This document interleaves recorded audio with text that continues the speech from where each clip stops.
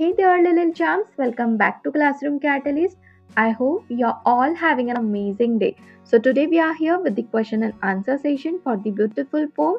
This is my town from Class 2 English Mridang book, Unit 3 Going Places. And the explanation video for this beautiful poem is already uploaded on our channel. If you haven't watched it yet, the link is in the description. So, don't forget to check it out. And we have made a special Class 2 English playlist just for you where you can find all chapter explanations and worksheet videos in one place. It's perfect for learning and revising anytime. So don't forget to check it out. Now let's begin with the question and answers. तो latest right में आपको यहाँ पे बोला है form words with the sets of letters given in the circles below then frame a sentence using that word. So आपको यहाँ पे बोला गया है इन सर्कल्स में कुछ लेटर्स दिए गए हैं. सो इन लेटर्स से आपको यहाँ पर वर्ड्स बनाने हैं और फिर उन वर्ड से आपको सेंटेंस बनाने हैं. ठीक हो गया. सो यहाँ पर देखिए फर्स्ट है EBD, तो इनसे बनता है BED बेड. सो सेंटेंस क्या बनाएंगे? I sleep on my bed at night, मैं रात में अपने बिस्तर पर सोती हूँ. नेक्स्ट है MOOR, इनसे हम बनाएंगे ROOM, ये होता है room. My room has a big window, मेरे कमरे में एक बड़ी खिड़की है. नेक्स्ट है इनसे हम बनाएंगे TOWN, और TOWN क्या होता है? टाउन. सो टाउन से हम सेंटेंस क्या बनाएंगे? माई टाउन इज वेरी ब्यूटीफुल, मेरा शहर बहुत सुंदर है. ठीक हो गया. चलिए नेक्स्ट क्वेश्चन करते हैं. Right your home address. अब यहाँ पर आपको अपना होम एड्रेस लिखना है. जैसे कि फर्स्ट इसमें बोला है नेम और हाउस नंबर. सो आपके घर का कोई नाम होगा, सो आप वो यहाँ पे लिख लोगे और हाउस नंबर लिखना है 1 2 3 4. इस तरीके से नंबरिंग होती है हर एक के हाउस की. सो आपको ये अपने पेरेंट्स से पूछना है और पूछकर यहाँ पर फिल करना है. नेक्स्ट है नेम ऑफ द स्ट्रीट. अब आपका घर जिस स्ट्रीट पर आता है उस स्ट्रीट का कोई ना कोई नाम होगा, सो आपको वो नाम यहाँ पे लिखना होगा. नेक्स्ट है नेम ऑफ द एरिया. अब आपका स्ट्रीट जो है वो जिस एरिया में आता है उस एरिया का आप नाम लिखोगे. नेक्स्ट है टाउन. आप किस टाउन में रहते हैं उस टाउन का नाम लिखेंगे. देन स्टेट, आप किस स्टेट में आते हैं, फिर स्टेट, और लास्ट में कंट्री. तो यहाँ पर आप अपनी कंट्री का नाम लिखेंगे. ठीक हो गया. चलिए नेक्स्ट क्वेश्चन करते हैं. Let us listen. तो यहाँ पे देखिए क्या बोला है, लिसन टू योर टीचर. आपको अपने टीचर को सुनना है. Your teacher will say one word from each column. तो यहाँ पर हर एक कॉलम में से आपकी टीचर आपके लिए कोई वर्ड्स बोलेगी. And circle the words you hear in each row. मतलब आपकी टीचर जो वर्ड प्रोनाउंस करेगी आपको उस वर्ड को सर्कल करना है. फॉर एग्जाम्पल देखिए कुछ इस तरीके से. अगर आपकी टीचर बोलती है फिन तो आप इसे सर्कल करेंगे, है ना. फिर आपकी टीचर बोलती है हाउस तो आप इसे सर्कल करेंगे. Then swim. ठीक हो गया.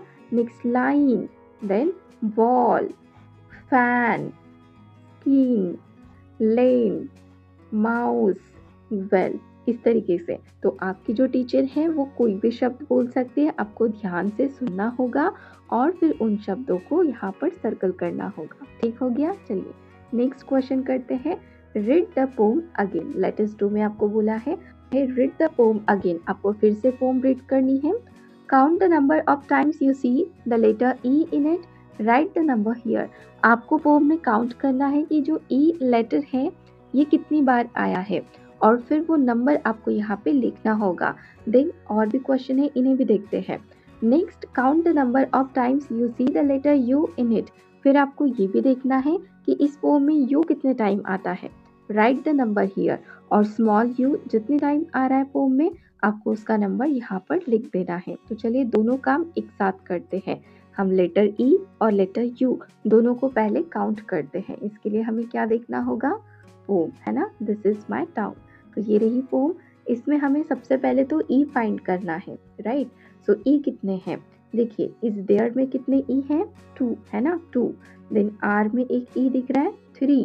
स्ट्रीट में और 2 है, कितने हो गए? 3 4 5 6 7 8 9 10 11 12 13 14 15, then 16 17 18 19 20 21 22 23 24, 25, 26, 27, 28, 29, 30। ओके, सो यहाँ तक 30 हो गए। देन इसके बाद ध्यान में रखना है हमने कहाँ तक काउंट किया था, 30। देन 31, 32, 33, 34, 35, 36, 37, 38, 39, 40, 41, 42, 43, 44, 45, 46। तो कितने ई है, 46 है। चलिए अब हमें क्या फाइंड करना था, यू, कि यू कितने हैं। आपको नंबर ध्यान में रखना है, 46। यू देखते हैं कहीं पे हमें यू मिल रहा है क्या, हाँ, हाउसेस में देखिए यू है ना। तो ये हो गया 1, ये हो गया 2, और देखिए कहीं पर यू लिखा हुआ है क्या, नहीं है। सो अब तक हमने कितने यू फाइंड किए, 2।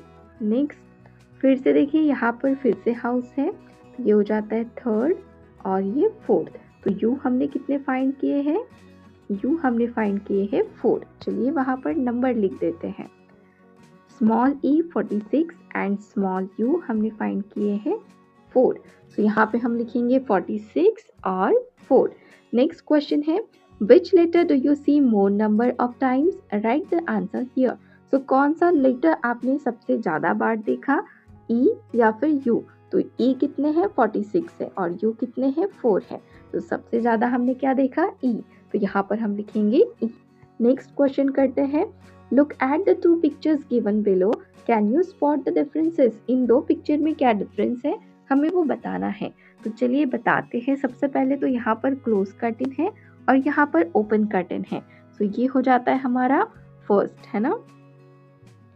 तो यहाँ पे ये हो गया हमारा फर्स्ट डिफरेंस, है ना, दोनों इसमें। नेक्स्ट देखिए और कौन सा डिफरेंस है, यहाँ पर ये बास्केट है, यहाँ पे भी बास्केट है, बट इसमें कितने फ्लावर्स है, 4, और इसमें कितने हैं, 5 फ्लावर्स है। तो ये भी हो जाता है एक डिफरेंस, है ना। तो इसे नंबर दे देंगे हम सेकेंड, ये हो गया second number. Then third difference क्या है, यहाँ पर देखिए पिलो है, यहाँ पर पिलो नहीं है। सो थर्ड डिफरेंस हमारा ये पिलो का हो जाता है। इसके बाद और भी देखिए सारी चीज़ें एक जैसी है ना, बिल्कुल कोई भी डिफरेंस इनमें नहीं है। तो 3 डिफरेंस है, हमने तीनों डिफरेंस फाइंड कर लिए। चलिए नेक्स्ट क्वेश्चन करते हैं, लेट अस ड्रॉ। अब यहाँ पे हमें बोला है ड्रॉ करना है, मतलब कुछ चीज़ें ड्रॉ की गई है, कुछ चीज़ें हमें करनी है। Add whatever you think is needed to complete it। तो आपको जो भी लग रहा है आप वो यहाँ पर ड्रॉ कर सकते हैं और इसे कंप्लीट कर सकते हैं। तो यहाँ पे हम क्या क्या चीज़ें बना सकते हैं, कुछ प्लांट्स वगैरह लगा सकते हैं, पेड़ पौधे, है ना, साथ में हम घर वगैरह बना सकते हैं, और यहाँ पर हम बच्चे बना सकते हैं खेलते हुए, और कुछ बर्ड्स दिखा सकते हैं ऊपर आसमान में उड़ते हुए। ठीक हो गया। चलिए नेक्स्ट क्वेश्चन करते हैं, लेट अस स्पीक। अब यहाँ पे आपको बोलना है, क्या बोलना है, listen to the words that your teacher will read out. अब ये वर्ड्स आपकी टीचर बोलेगी, point to the object that represents a word, और फिर जो भी ऑब्जेक्ट्स हैं जो रिप्रेजेंट करता है उन्हें आप पॉइंट करोगे। जैसे कि शर्ट, तो आपकी टीचर ने बोला शर्ट, आप कहाँ पॉइंट करोगे, शर्ट की तरफ। ठीक हो गया। सो SHIRT शर्ट, तो आप पॉइंट करोगे शर्ट की तरफ। नेक्स्ट है शेल, SHELL शेल, तो आप शेल की तरफ पॉइंट करोगे। देन शू, SHOE शू, तो आप शू की तरफ पॉइंट करोगे। ठीक हो गया। चलिए नेक्स्ट है लेट अस राइट, तो इसमें हमें लिखना है, क्या लिखना है, write SH to fill in the blanks, read the sentence allowed.